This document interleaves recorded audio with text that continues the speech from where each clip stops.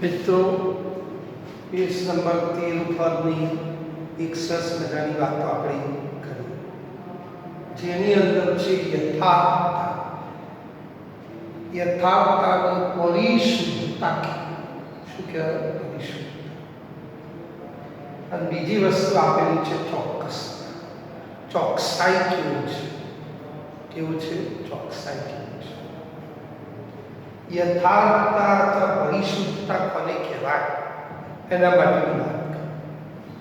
એક જ જથ્થાના જુદા જુદા આપેલા મૂલ્યો એકબીજાથી કેટલા નજીક છે, જેટલા એકબીજાથી નજીક હોય એને યથાર્થતા અથવા ચોક્કસતા પરિશુદ્ધતા કહેવાય. યથાર્થતા અથવા પરિશુદ્ધતા. એક જ જથ્થાના મૂલ્યો એકબીજાથી કેટલા નજીક છે તે યથાર્થતા વસ્તુ દર્શાવશે. ધારો કે આપણે આ એક શિક્ષકી પદાર્થનું વચન આપણને આપે 2 ગ્રામ છે. કેટલું છે? 2 ગ્રામ. નક્કી છે શિક્ષકે આપે, બાળકને પ્રયોગ કરવા એટલે ભાઈ તું આનું વજન નક્કી કર, તું આનું વજન નક્કી કર. શિક્ષકે વજન નક્કી કર્યું અને લખેલું વજન કેવું કરું? 2 ગ્રામ લખેલું. પછી 3 જુદા જુદા બાળકોને એ પદાર્થનું વજન માપવા માટે કહ્યું. તો કયો વિદ્યાર્થી શ્રેષ્ઠ ગણાશે એના માટેનો આ પ્રયોગ કર્યો. 3 બાળકોને વજન કરવા. વિદ્યાર્થી એ આપે, એને આ વજન કરવા આપે, બી ને આપે, સી ને આપે. 3 બાળકોને આ 2 ગ્રામ જે પદાર્થનું વજન હતું કલો ભાઈ એ તમે બી તમે વજન કરો, સી તમે વજન કરો. અને પછી શિક્ષકે કહેલું નહીં કે તમારા આ પદાર્થનું વજન કેટલું છે એના ઉપર સેલો ટેપ મારી દીધે, જોવાનું નહીં. હવે બીજી વાત, ચોક્કસતા કોને કહેવાય? માપેલું મૂલ્ય સાચા મૂલ્ય સાથે કેટલું નજીક છે. શિક્ષકે વજન આપણને 2 ગ્રામ આપેલું છે, પછી એ વિદ્યાર્થીઓ નક્કી કરે છે, વિદ્યાર્થીઓ માપે છે, તો એ માપેલું મૂલ્ય શિક્ષકે જે આપેલું મૂલ્ય છે એનું કેટલું નજીક છે એ ચોક્કસતા દર્શાવશે. શું દર્શાવશે? ચોક્કસતા. આની અંદર શું છે? યથાર્થતા. વિદ્યાર્થી 2-3 વખત પ્રયોગ કરે છે અને એની અંદર પહેલી વખત પ્રયત્ન કરો, બીજી વખત કરો, ત્રીજી વખત કરો, તો એ 3 મૂલ્યો કેવા નજીક છે એ બતાવે છે એ યથાર્થતા અથવા પરિશુદ્ધતા. જ્યારે ચોક્કસતા શું બતાવશે?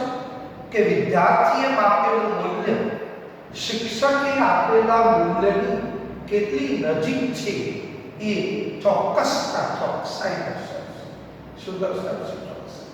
એ માટે આપણે પુસ્તકનું એક ઉદાહરણ લીધેલું છે. 3 વિદ્યાર્થીઓને આ પ્રયોગ કરવા માટે કહ્યું. વિદ્યાર્થી એને બોલાવ્યો, એને પ્રથમ પ્રયત્નમાં એ પદાર્થનું વજન 2 ગ્રામ જેટલું હતું. પદાર્થનું વજન કેટલું હતું ભાઈ? 2 ગ્રામ. 2 ગ્રામ. આ પદાર્થનું વજન 2 ગ્રામ હતું, પણ પ્રથમ પ્રયત્નમાં વિદ્યાર્થી એ વજનમાં વજન કર્યું તો 1.95 ગ્રામ માપ. બીજી વખત એને વૈશ્લેષિક વજન કાંટો કે સાદી તુલાથી એને વજન કર્યું તો 1.93 ગ્રામ જેટલું મળ્યું. 1.93. સરેરાશ કેટલું મળ્યું? આ બેના વચ્ચેનું મળ્યું. હવે તમે જો વિદ્યાર્થી એની વાત, એને શું છે? 2 વખત પ્રયત્ન કરેલો છે, તો એક જ જથ્થાના જુદા જુદા માપેલા મૂલ્યો એકબીજાથી કેટલા નજીક છે એને 2 વખત આ 2 ગ્રામ પદાર્થનું વજન નક્કી કર્યું તો બે વખતે આવું મળે. આ માપેલા મૂલ્ય એકબીજાથી કેટલા નજીક છે? તો નજીક છે. જો માપેલા મૂલ્યો એક જ જથ્થાના માપેલા જુદા જુદા મૂલ્યો એકબીજાથી નજીક હોય તો એને આપણે યથાર્થ કહેવાય. શું કહેવાય? યથાર્થ.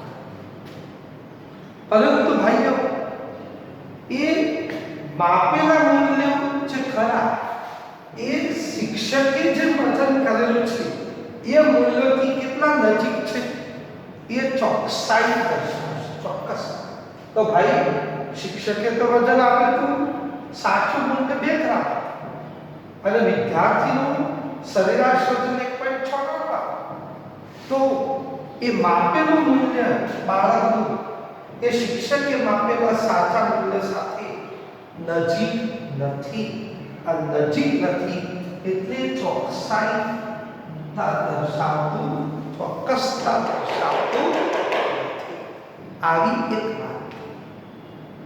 વિદ્યાર્થી બીનો ચલો સેકન્ડ રાઉન્ડ ભાઈ. વિદ્યાર્થી બીજા એમને કહો કે તમે 2 વખત પ્રયત્ન કરો. પહેલી વખત પ્રયત્ન કરો તો 1.94 આવે. બીજી વખતે પ્રયત્ન કરો તો 2.05 આવે. સરેરાશ એ બેનો સરવાળો કરો, 2 વડે ભાગ્યા 1.955. આ બાળક વિશે શું કહેવું છે? તો આ બાળક એને એક જ જથ્થાના જુદા જુદા માપેલા મૂલ્યો એકબીજાથી કેટલા નજીક છે. ભાઈ, પહેલી વખતે આટલું હતું, બીજી વખત આટલું હતું, તો જે માપ્યો એ મૂલ્યો એકબીજાથી નજીક નથી તો યથાર્થતા નથી. એકબીજાને પરિશુદ્ધતા, યથાર્થતા, એવું પરિશુદ્ધતા એકબીજાથી નજીક નથી. હવે વિદ્યાર્થી આ બી ખબર એ માપેલું મૂલ્ય કેટલું છે? શિક્ષકે આપેલું 2 ગ્રામ અને અહીં કેટલું છે? 1.955. તો એના ફિક્સ, એના જેટલું તો ચોક્કસ આવતું નથી. તો વિદ્યાર્થી એ યથાર્થતા કે ચોક્કસતા દર્શાવતો નથી. પરફેક્ટનેસ એ ચોકસાઈ પણ એ દર્શાવતો નથી. વિદ્યાર્થી સી, આ વિદ્યાર્થી સી પહેલી વખત એને વચન કર્યું તો 2.01 ગ્રામ આવ્યું. બીજી વખતે પરફેક્ટ માપ્યું, પણ વજન કરતો તો પંખા બંધ કરી દીધા, બધું ચોકસાઈથી ધીમે ધીમે ધીમે વજન કર્યું છે બાળક અને 1.99 ગ્રામ. ભાઈ, આ બંને એકબીજાની 1.99 એટલે 2 ગ્રામ જ છે. આ બંને એકબીજાની નજીક છે. તો એક જ જથ્થાના મૂલ્યો, જુદા જુદા મૂલ્યો એકબીજાથી નજીક છે. આ એકબીજાથી નજીક હતા નતા તો યથાર્થતા. આ એકબીજાથી નજીક હતા તો યથાર્થતા. આ બંને એકબીજાની નજીક છે તો યથાર્થતા, પરિશુદ્ધતા બતાવે છે. વળી એ વચન ખરું શિક્ષકે આપેલા મૂલ્ય સાચા મૂલ્ય સાથે કેટલું નજીક છે? તો એ મૂલ્ય ભાઈ સરેરાશ 2 ગ્રામ આવ્યું અને શિક્ષકનું વજન પણ કેટલું સાચું હતું? 2 ગ્રામ. તો એ મૂલ્ય, માપેલું મૂલ્ય એ આપેલા મૂલ્ય સાથે એકદમ નજીક આવે. માપેલું મૂલ્ય એ શિક્ષકે આપેલા સાચા મૂલ્ય સાથે પણ મળતું આવે છે. માટે ચોકસાઈપૂર્વકનું કામ કરે છે. તો ભાઈઓ, આ ત્રણેય વિદ્યાર્થીઓમાં સૌથી શ્રેષ્ઠ વિદ્યાર્થી કયો કહેવાય? તો વિદ્યાર્થી સી એ શ્રેષ્ઠ કહેવાય, એ હોશિયાર કહેવાય. અને પ્રેક્ટિકલી એ સાચો છે, પરફેક્ટનેસ છે, યથાર્થતામાં પણ યોગ્ય ઠરે છે અને ચોકસાઈમાં પણ પરફેક્ટ છે. કારણ સાહેબે 2 ગ્રામ આપ્યું અને એને પણ 2 ગ્રામ આવે છે એટલે ચોકસાઈ છે. વળી અને જેટલી વખત પ્રયોગ કરો એ તેટલી વખતે મૂલ્યો પણ એકબીજાની નજીક આવે. માટે વિદ્યાર્થી સી એ કેવો છે? શ્રેષ્ઠ ગણ્યો છે. ઓકે, તો આ યથાર્થતા, પરિશુદ્ધતા અને ચોક્કસતા વિશેની આ વાત કરી. ઓકે, હા.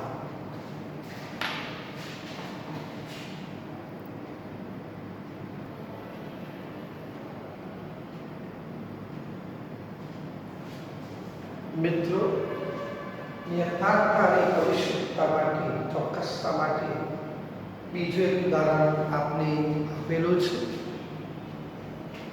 લેબોરેટરી નિષ્ણાત દ્વારા, એટલે લેબની અંદર પ્રયોગ કેમિસ્ટ્રી અને KOH ના દ્રાવણની સાંદ્રતા નક્કી કરે.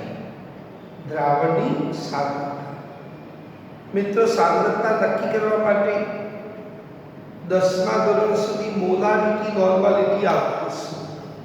એનો નોર્માલિટી સપ્રમાણતા માટે n છે. બાકી ઘણી માહિતી એ આપણે આ ચેપ્ટરમાં એન્ડમાં કરીશું. એ KOH ના દ્રાવણની સાંદ્રતા આ લેબોરેટરી નિષ્ણાત એક વ્યક્તિ ખરો, એને KOH ની સાંદ્રતા પોટેશિયમ હાઇડ્રોક્સાઇડની સાંદ્રતા 0.140 નોર્મલ નક્કી કરે. હવે ત્રણ વિદ્યાર્થીઓ બોલાવે અને 3 વિદ્યાર્થી, એક પંક્તિબેન છે, એક ધગસભાઈ છે અને એક મિત છે. આ 3 મિત્રોને કહ્યું કે તમે આ પોટેશિયમ હાઇડ્રોક્સાઇડની સાંદ્રતા તમે નક્કી કરો. સાચું મૂલ્ય 0.140 નોર્મલ છે, નોર્માલિટી નોર્મલ છે. તો એ ત્રણેય વિદ્યાર્થીઓએ, પંક્તિબેન, ધગસભાઈ અને મિતભાઈ, આ ત્રણેય પ્રયોગ કરીને સાંદ્રતા એમને માપી. પંક્તિએ 3 પ્રયત્નો કર્યા.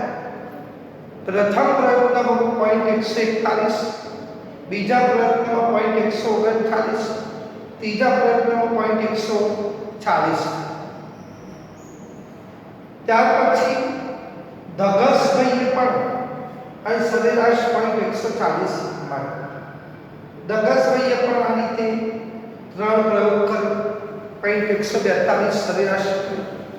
મિતભાઈએ પણ પ્રયોગ કર્યો, 0.142 સરેરાશ મળ્યો. હવે તમે આ નક્કી કરીને મને કહો કે આ 3માં કયો શ્રેષ્ઠ એ બાળક છે. ઓકે, 2 મિનિટમાં તમે નક્કી કરી દો, પછી આપણે જોઈએ.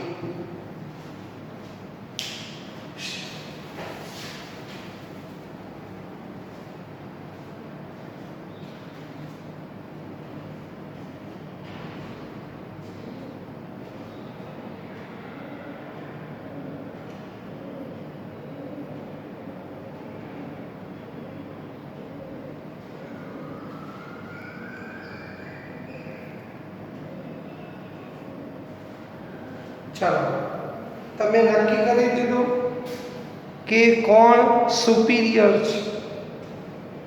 પંક્તિ 3 વખતે પ્રયત્ન કરે છે, તો એક જ જથ્થાના મૂલ્યો એકબીજાથી નજીક આવે છે. નજીક આવે છે એટલે યથાર્થતા, પરિશુદ્ધતા એનામ છે. બીજો એક ધગસ છે, એને 3 વખત પ્રયત્ન કર્યો. પ્રથમ વખતે 0.138, બીજી વખતે 0.143, ત્રીજી વખત 0.145. તો ત્રણેય મૂલ્યો એકબીજાથી નજીક આવતા નથી, માટે યથાર્થતા, પરિશુદ્ધતા એનામાં નથી. ત્રીજો એક બાળક જેને પ્રયત્ન કર્યો, મિતભાઈએ, જેમને 0.143, બીજી વખતે 0.144, ત્રીજી વખત 0.143. તો એક જ જથ્થાના મૂલ્યો, જુદા જુદા મૂલ્યો એકબીજાથી નજીક આવે તો એ યથાર્થ. તો 2 બાળક, પંક્તિબેન અને મિતભાઈ, એ યથાર્થ અને પરિશુદ્ધતા દર્શાવે છે. હવે વાત આગળ કરીએ કે શિક્ષકે લેબોરેટરી નિષ્ણાતે એ KOHના દ્રાવણની સાંદ્રતા 0.140 નોંધેલી એને પણ મળતી આવે છે. માપેલું મૂલ્ય સાચા મૂલ્યથી કેટલી નજીક છે એ ચોક્કસતા દર્શાવશે. તો નક્કી 0.140 એ 0.140 ને મળતું આવે છે. એટલે પંક્તિ બેન એ યથાર્થતા, પરિશુદ્ધતા અને ચોક્કસતા દર્શાવે છે. ત્યાર પછી બાકીના બે બાળકો એ દગસભાઈ અને મિતભાઈએ આ સરેરાશ વજન માપ્યું. એ વજન સાચા મૂલ્યથી કેટલી નજીક છે તો એટલા બધા વધુ નજીક નથી, તો એ ચોક્કસતા દર્શાવતા નથી. તો આ ત્રણેયની અંદર વિદ્યાર્થી એટલે પંક્તિ બેન એ યથાર્થતા અને ચોક્કસતા દર્શાવે છે. ચોક્કસતા એટલે માપેલું મૂલ્ય સાચા મૂલ્યની કેટલી નજીક છે એ ચોક્કસતા દર્શાવે છે. યથાર્થતા, પરિશુદ્ધતા એ માપેલા મૂલ્યો એકબીજાથી કેટલા નજીક છે એ યથાર્થતા, ચોક્કસ અથવા તો પરિશુદ્ધતા દર્શાવે છે. ઓકે, તો આ ત્રણેયમાં શ્રેષ્ઠ વિદ્યાર્થી એ પંક્તિ બેન છે. હવે તમને આ બે ઉદાહરણો પરથી ખબર પડી ગઈ હશે કે યથાર્થતા, પરિશુદ્ધતા અને ચોક્કસતા કોને કહેવાય. ઓકે, હા.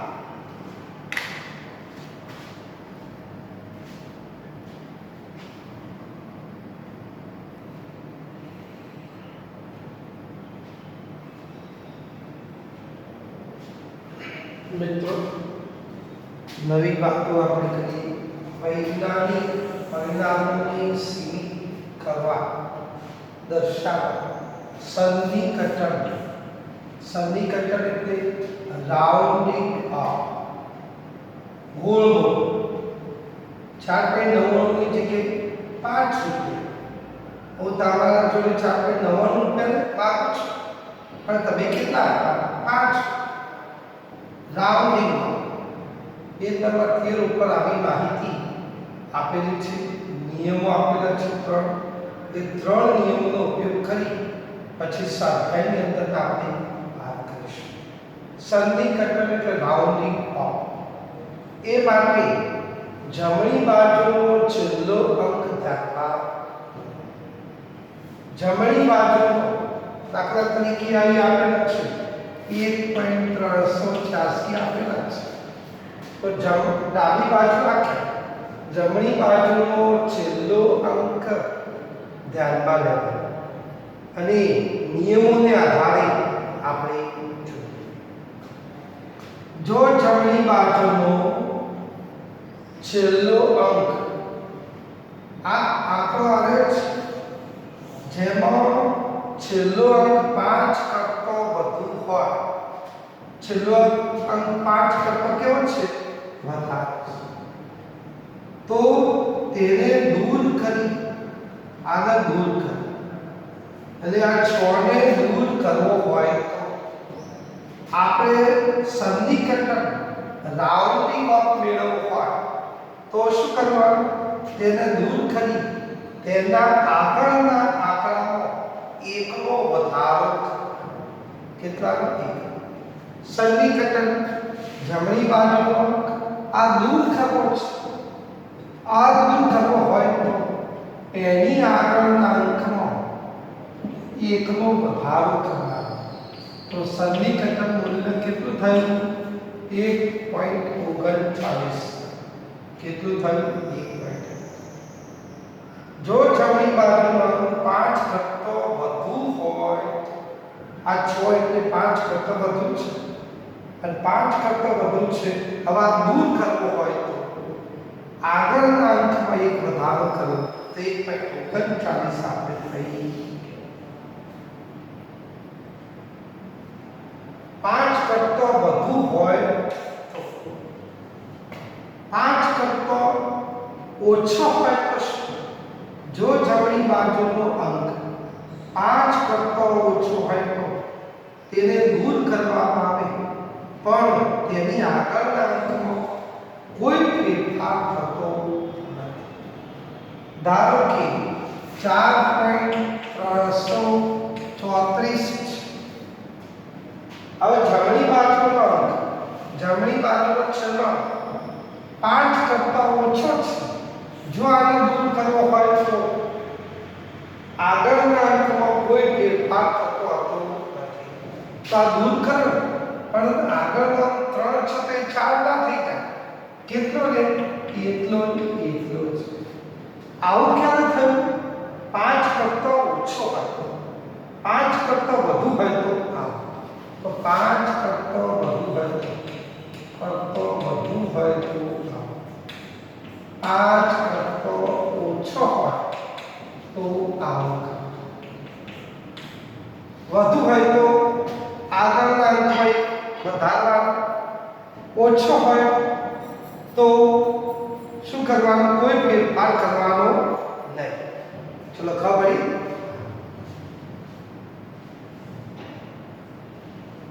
હવે આપણે બીજી એક વાત, જો જમણી બાજુનો સૌથી છેલ્લો અંક 5 હોય તથા તેની પહેલાનો અંક બેકી સંખ્યા હોય.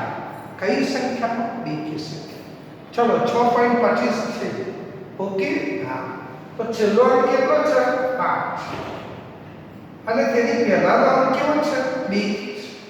તો 5 ને દૂર કરતો, 5 ને આપણે દૂર કરીશું તો આગળના અંકમાં કોઈ ફેરફાર થતો નથી. તો કેટલો થઈ ગયો? 6.2 ના 6.2. કેમ? છેલ્લો અંક 5 પણ એના આગળનો કેવો છે? બેકી છે. તો બેકી હોય તો કોઈ ફેરફાર કરવાનો નહીં. પણ 5 ની પહેલાનો અંક જો એકી હોય તો આગળના અંકમાં એક વધારો. ધારો કે 6.35 છે. હવે 5 ને દૂર કરવો છે તો આગળના અંકમાં એક વધારો આવે. તો કેટલો થઈ ગયો? 6.4. જો છેલ્લો અંક 5 હોય અને આગળનો અંક બેકી હોય તો બેકીમાં કોઈ ફેરફાર કરવાનો નહીં. પણ એકીમાં આગળના અંકમાં ફેરફાર કરવાનો. 6.35 હતા, 5 દૂર કરવો છે તો આ એકી છે તો ફેરફાર કરો તો 3 ના કેટલા થયા? 4. 6.25 છે, 5 દૂર કરવો છે, આગળનો કેવો છે? બેકી, તો કોઈ ફેરફાર કરવાનો નહીં. આવું આ સન્નિકટન રાઉન્ડિંગ-ઓફ નિયમની અંદર આવા નિયમો છે. ઓકે, આ એની વાત કરી.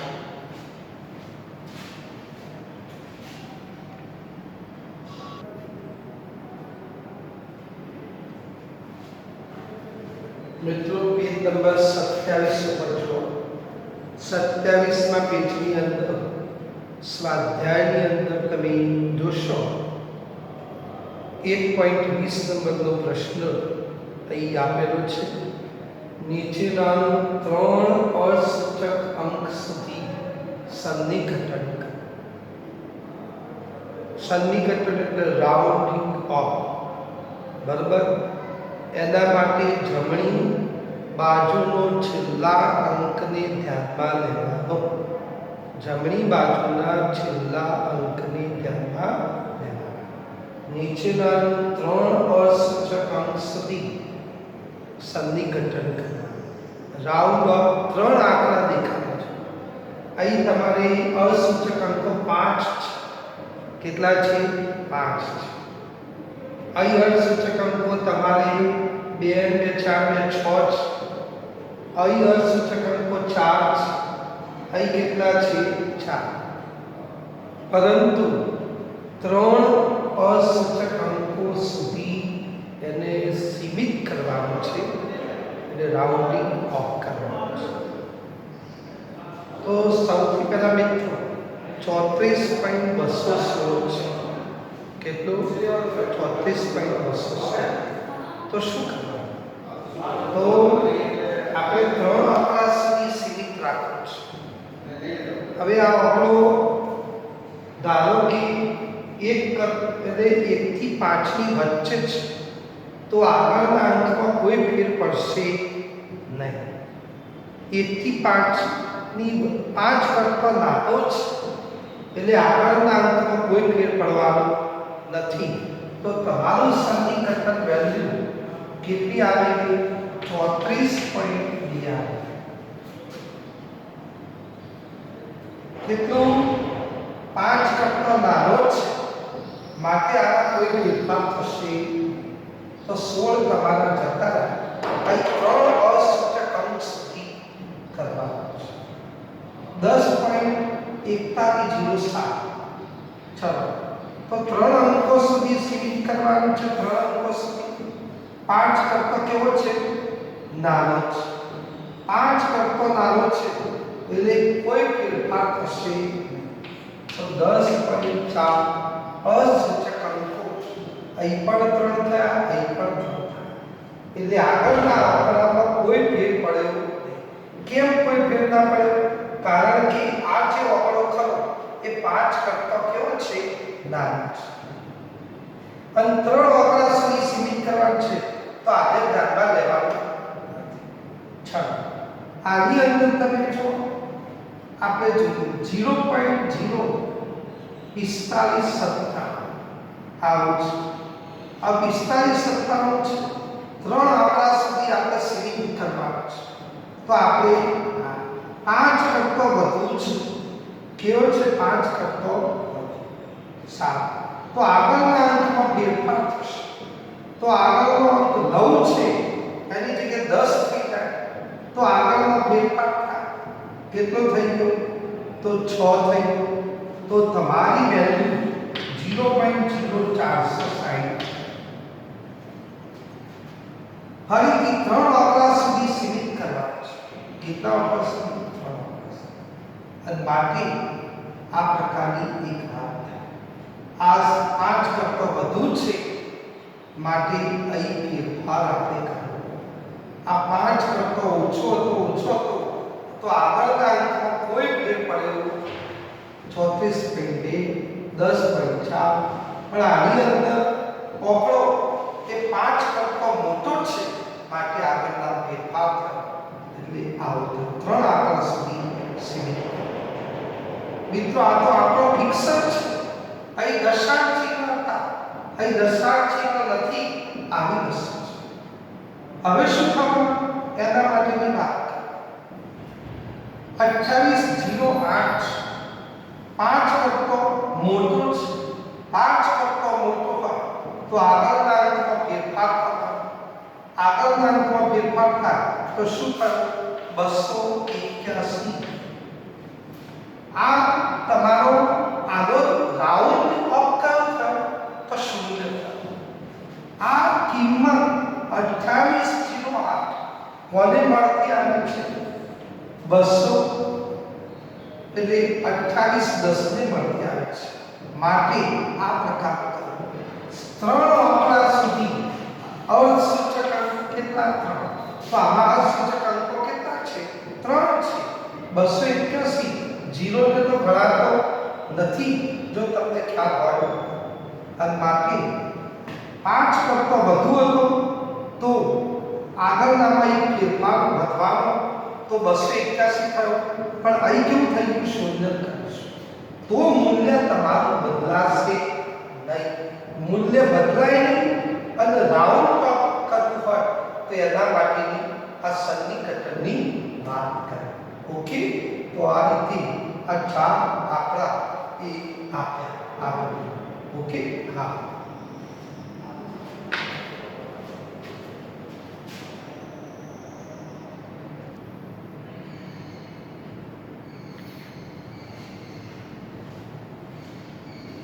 મિત્રો પેજ નંબર 13 ઉપર તમે જો પેજ નંબર 13 ઉપર આવી એક વસ્તુ આપેલી છે. પરિમાણાત્મક પૃથ્થકરણ. પરિમાણાત્મક પૃથ્થકરણ, ડાયમેન્શનલ એનાલિસિસ ઉદાહરણ સહિત સમજાવો. તમે ગણતરી કરતા આ શું કરો છો? 1 રૂપિયો એટલે કેટલા પૈસા? 100 પૈસા. એકમોના એકબીજામાં રૂપાંતર કરો છો. કે 5 રૂપિયા એટલે કેટલા પૈસા? તો 500 પૈસા. 500 પૈસા એટલે કેટલા રૂપિયા?